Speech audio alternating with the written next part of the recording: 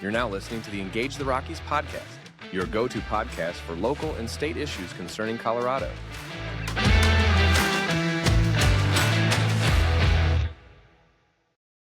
Hello, Rockies. This is Sarah Jane Maroney, your host, and welcome to this week's interview. Wayne Laugesen is the host of Wayne's Word podcast. A lifelong media professional, he has worked and written for national wire services and publications ranging from Soldier of Fortune to Newsweek to the Washington Examiner and the National Catholic Register.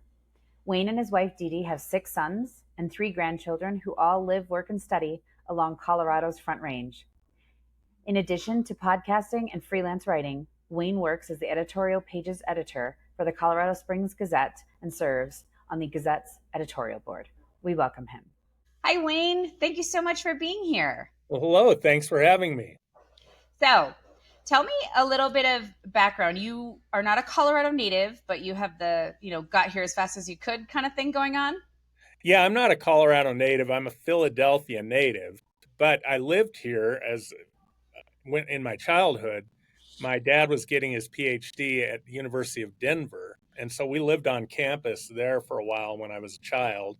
And then I spent a lot of summers out here because my aunt and uncle and cousins are in Denver, and that's where my mom and dad were from. They grew up in Denver. So it's really, although I'm not a native, it's always felt like home to me.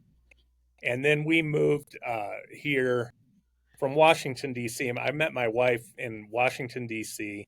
in 1992, and in 1993, we moved back to Colorado. She's an alum of University of Colorado Boulder, and so we went back here and we lived in Boulder for the next 17 years. And now we, about 2008, we relocated to Monument, which we really like. Wonderful. And you have quite the illustrious career in terms of the Gazette and even a Wikipedia page. Tell me more about that.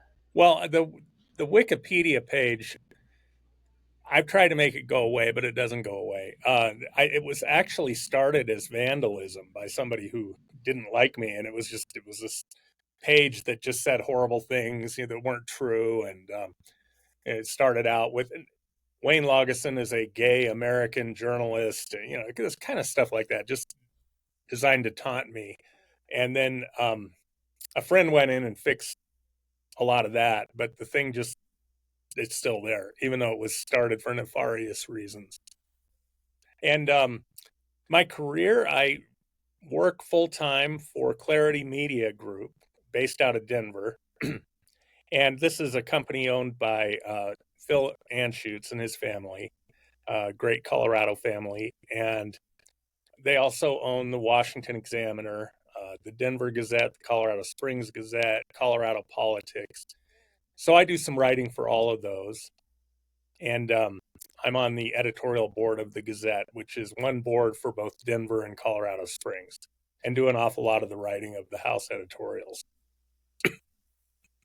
So things have changed quite a lot in terms of print to digital. Obviously, all of those enterprises that you just mentioned have a website and a component, and you can essentially just read it online. But things have morphed on a little bit. And so you've just started a podcast. Yes, I've started a podcast because I think that is, I think we've only seen the beginning of where that's going to go. That is the biggest growing medium in media right now. And I think that we're just going to see more and more podcasts and more influence from top-rated podcasters. I think Joe Rogan had a lot to do with the election of Donald Trump, and he has a tremendous influence on public policy with his podcast. And so that's just one of many examples of how podcasters are changing our world, sometimes for the better, sometimes for the worse. But I wanted to get in on that. I wanted to be part of that movement. Tucker Carlson leaving the networks and doing his own thing as well. Obviously, this is quite the sort of the new format, if you will. Well, that's right. And, I think legacy media, such as the organization I work for, is going to always have its place in society. Just because something comes along, another medium comes along, it's not usually so disruptive that we can look. Contact lenses did not eliminate eyeglasses, for example. We can go on down the list. You can add things to this economy without having to displace something else.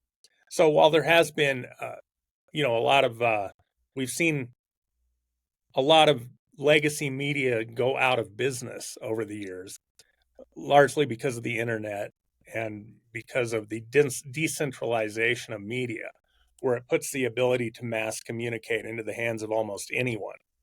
There are still an awful lot that are around and that are flourishing, including the assets owned by Clarity Media Group.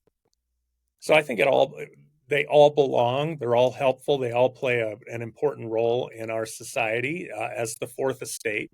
And as the fourth estate grows and becomes more diverse, I think it's only good for society, for so-called democracy, as people call it. Sure. So you're not against legacy media because you still have a foot there as well as the podcast. Often people do deride it and say, oh, it should just go away. But I like what you've said there. Like, there's room for both. Well, yeah. And if you look at a lot of the stuff that's on the new media, it's a lot of it originates with legacy media. That's still where you find your biggest armies of professional journalists. And so the legacy media has adapted to all of these other formats. We have podcasts with Clarity Media. The Washington Examiner has podcasts. And stuff publishes all day, every day online, and it's changed up constantly. So that's the legacy media. They may also still put out print products. I'm a little surprised that in 2025, there are still so many print products because of the lack of it. I mean, compared to doing something digitally, I mean, it's an enormous expense, but there's still a demand for it in the market. And as long as there's a demand for it in the market, it's going to be there. Do you think that that has to do with, I know my 83-year-old mother still wants to have her printed newspaper. Do you think that that has just to do with the great generation boomers still sort of their comfort level with it? And yet also, I don't know, it is interesting what you point out, that there's still a lot of print product out there. Yeah, there is. And I think even among younger people, I see a lot of younger people reading print product, newspapers. I'm surprised by that. I'm surprised they even know what a newspaper is. But you look at, say, American Furniture Warehouse. They sell a lot of furniture because of print advertising. And that's where people really want to sit down. That's just a format that is superior in many ways. If you're looking for a new sofa or, furniture for your bedroom or whatever, it's nice to sit down and look at a full page or 2 or 3 full pages of ads that have pictures and prices and information about it. And that's still a preferred medium for a lot of advertisers, for car dealers, furniture warehouses, and a lot of others. What we've really lost in legacy media, the biggest loss to the internet is probably classified advertising, which doesn't seem like a big deal, but classified advertising is very lucrative. When you look at how many ads can be on one page and everybody's paying $50 to $100 for each one of those, that was a very lucrative component of legacy print media. And Craigslist put an end to that almost immediately. And now there are a gazillion other options, such as Facebook Marketplace and so forth. Do you think that the digital world is essentially now the opinion pieces of things? Because as you pointed out, you still go to legacy media for many of the stories and basic informations and things like this. Is it such that that's where the editorials are? Well, I think editorials work in all formats. If you look at some of the new media, such as podcasts, you see everything. You see opinionated podcasters such as myself who try to put forth an argument and support it with guests and facts and details.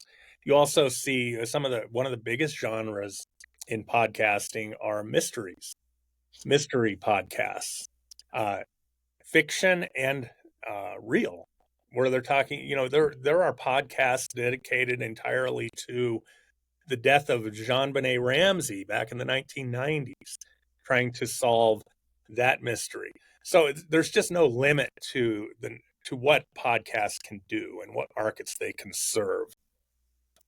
And I guess I saw this whole thing coming.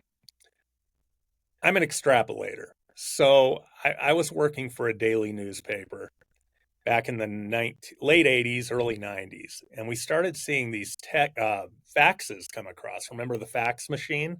It was a big deal at the time. It was new. And if your newsroom had one, you were way ahead of the curve at one point in the late 90s, I would say. And we started seeing these faxes come across from special interest groups. One in particular I can think of, which is not one that I want to celebrate in any way, but there's this cultish church in Kansas that's very anti-gay, anti-LGBTQ, and every day we'd get a fax from this thing with somebody's picture on it saying this person is starts with an F, and yeah, and I saw that and I said, wow, that not that particular organization, but that form of mass communication would ultimately be a competitor with legacy print media.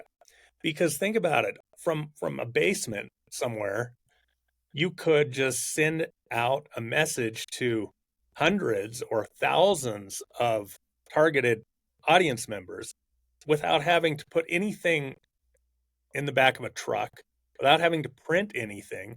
The consumer was the printer. That person's fax machine was the printer. So all overhead gone all of a sudden, and you have this ability, and that was long before anybody had heard of the internet.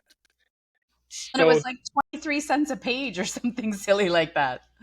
Yeah, I mean, the supplies for your the supplies, it wasn't costly to send a fax; it was costly to receive one because it had to be printed out on this sort of photo paper. I don't know what it's called, but and so when you received those faxes, it actually cost you money, and so there were a lot of lawsuits, a lot of litigation about junk faxes because very quickly the junk mail that you get in your mailbox even today, that's legacy junk mail, turned to the fax machine, and so this was a new form of litigation. You're costing me money sending me stuff I don't want.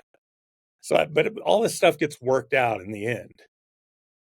Sure. So, okay, so that brings us to your podcast that you've started and some of its content and where you're going. Tell me a little bit more about it.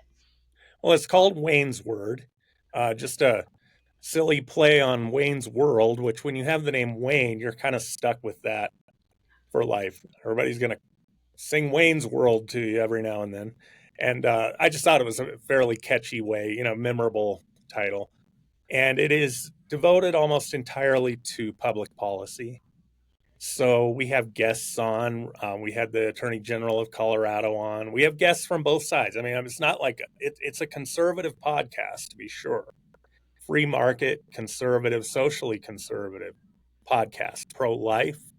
But we have guests on from the other side. We're going to have the governor on, and he's definitely on the other side of issues with us. But the idea is to promote dialogue and discussion and understanding. And I like to think of the media as, little candles that are being lit in the shrines of truth and understanding. And so we have guests on who we just have a nice conversation, even when we're completely disagreeing, on different sides of things.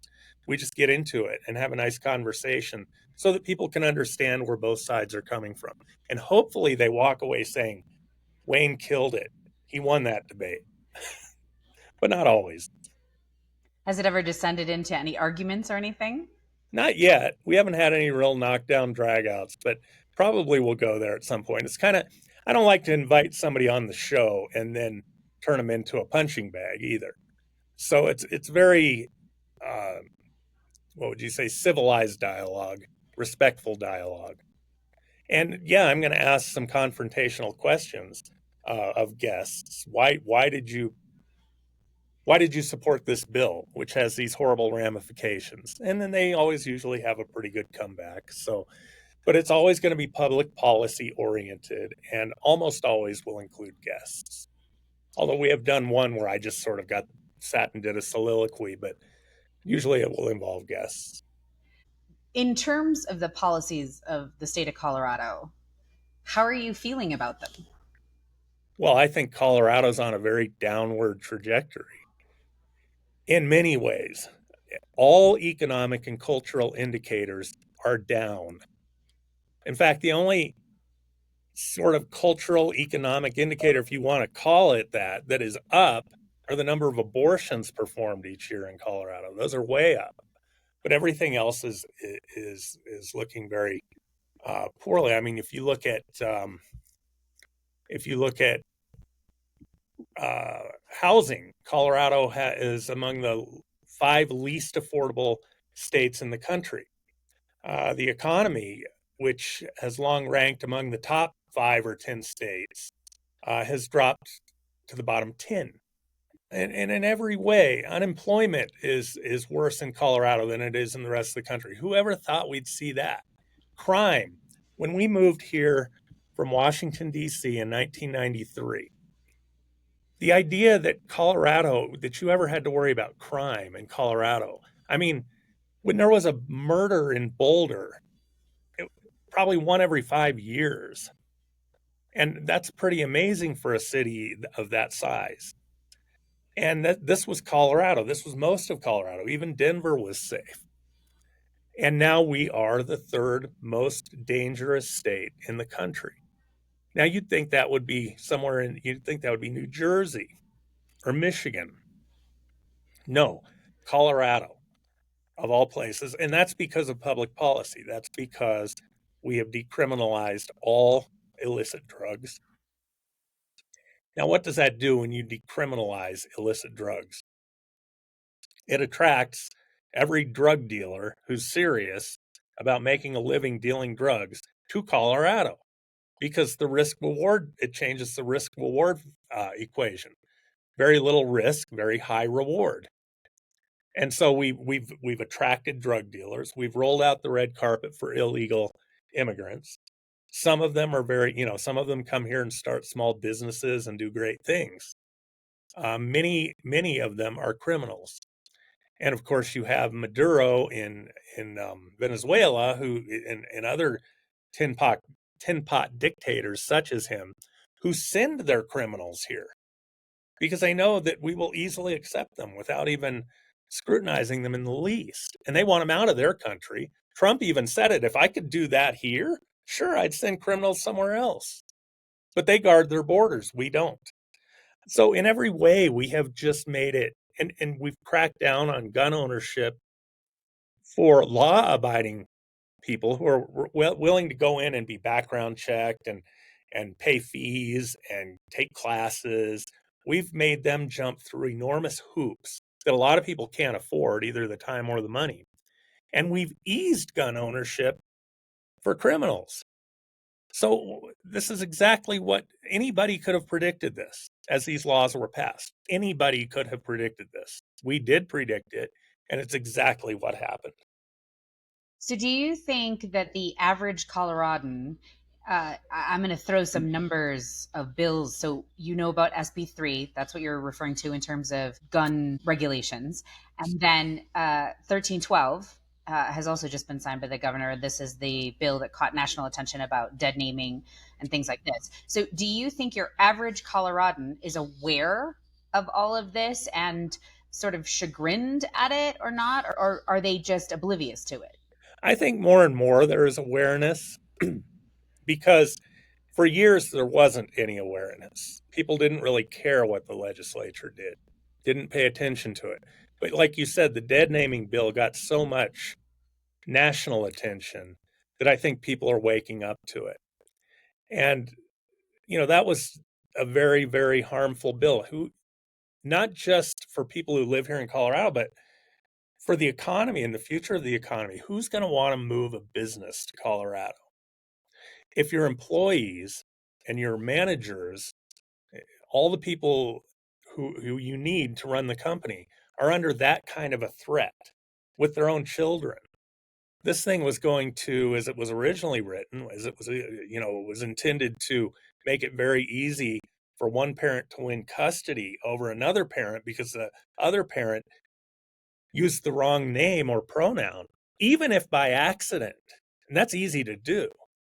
I have a family member, a niece who changed her name and her identity. It's very difficult for me at first to remember all of that.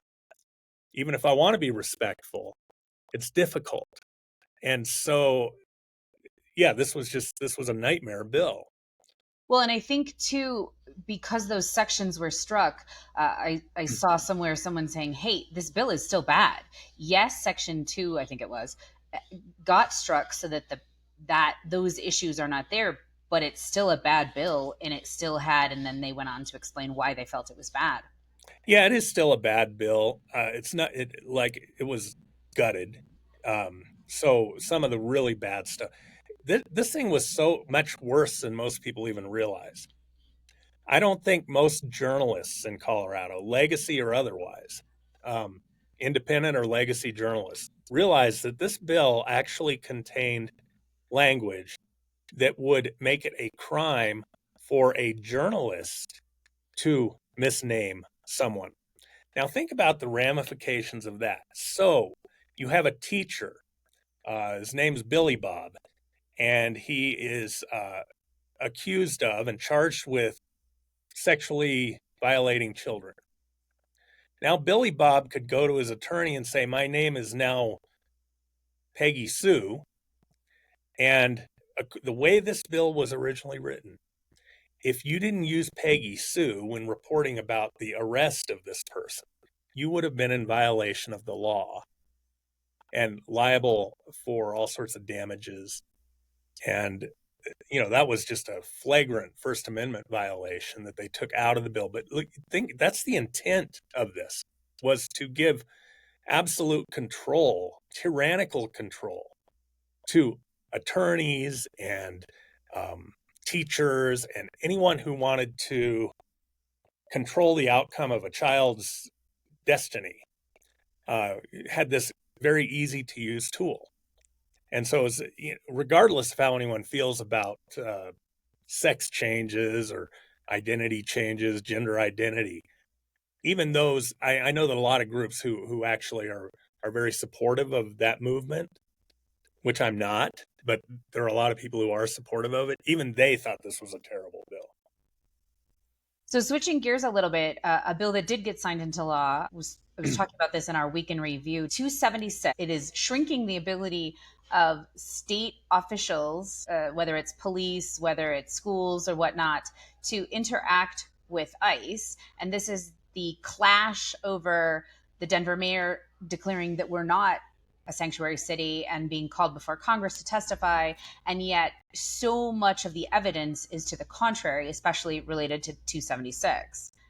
Right. And before 276, we already had state laws that made it very difficult for anyone in law enforcement, whether it's state patrol, county sheriff, municipal, to in any way cooperate with ICE officials. And even if you found a technical way around it, law enforcement were not inclined to do that. It just looked like a minefield to them. That's why that probably explains why you had an underground nightclub operating in Colorado Springs, specifically you had to be an illegal immigrant to go to the club, or you had to be with one. And law enforcement knew about this for a long time. As Attorney General Pam Bondi said, there were like 170 calls in 2 years to 911 regarding this club. But it took federal authorities to come in and they very judiciously, carved around our laws to put a stop to it, to go in and raid the nightclub. And Denver has had these laws. All of this came about in the mid 20 teens. And in every way, you couldn't be more of a sanctuary city than Denver, and you couldn't be more of a sanctuary state than Colorado. If we're not sanctuary, nobody's sanctuary. So touching on one last point here, the Colorado Springs voters specifically are looking at ballots right now about the Carmen Line annexation and this whole debate about housing in Colorado. What are your thoughts on that? Well, I think that one of the reasons Colorado's housing, we call it a housing crisis, that's a commonly used term in the mainstream legacy media, is overregulation of the housing market. We have made it very difficult for anyone to build entry-level housing. There's such a small profit margin on entry-level housing that if you create liabilities, you attach liabilities to that, it's just not going to get built. And so everything, you can talk about the Prebles Meadow jumping mouse, for instance. You want to build an apartment complex or some townhomes that would be entry-level housing. If somebody declares that there's a mouse living in that field where you want to build it, then you've got these enormous expenses, environmental studies. You have to relocate the mice, even though the mice will simply relocate the minute you start digging, and they'll just simply move. We aren't at a lack for prairie dogs in this state, even though most people built their homes on prairie dog habitat. So we've got that, and then in terms of this particular housing development that you're talking about, I am generally opposed to flagpole annexation, especially if that annexation is going to cost existing ratepayers and taxpayers in the jurisdiction that is doing the flagpole annexation. I'm not blanket against flagpole annexation, but it better benefit the existing consumer, homeowner, taxpayer, not cost them.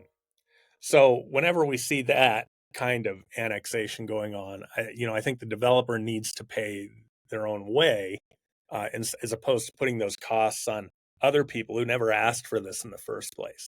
Now we've got a flagpole annexation conflict going on up here in Palmer Lake, Monument, Tri-Lakes area.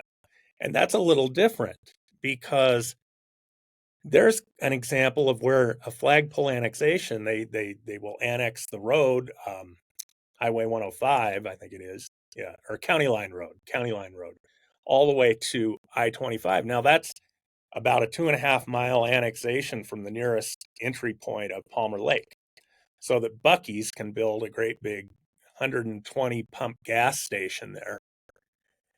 And if you're in Palmer Lake, I see it very difficult. I can't understand how you could possibly be against this, because all of the taxes they pay, local taxes, are going to go to Palmer Lake. Palmer Lake gets none of the disturbance. It's 2.5 miles down the road, yet it's a pipeline of money coming into Palmer Lake. So if I'm in Palmer Lake, which I'm not, but I am in Tri-Lakes, but if I'm in Palmer Lake, I'm going to welcome that thing with open arms, because Palmer Lake can't pay its bills. The town does not have enough population to support the services that the population needs. This would solve that problem. So I can't ever say that I'm just blanket against flagpole annexation. It all depends on who pays and who gets paid. Wow. Well, Wayne, I've learned a lot. I'm very appreciative of your insights and another place to get more information. So speaking of that, would you let our listeners know how to find you and where to listen? Sure. The best way to find, and we just started in January, and we're going to be picking it up with at least 1 to 2 podcasts a week going forward. But the best way to find us is to go to waynesword.co. So as in Colorado, not com, but waynesword.co. And then from there, you can link to all the various platforms that we're on, YouTube, Spotify, etc. You just click on whichever one you want to go to, and you'll see the same show. It's both video and audio, like yours. It is. Well, wonderful. We appreciate that. There's plenty of room in the space for everybody, and we're glad of your presence here. Well, thank you very much. It's an honor to be on your show. I appreciate it. Thank you for listening to the Engage the Rockies podcast, your go-to podcast for local and state issues concerning Colorado.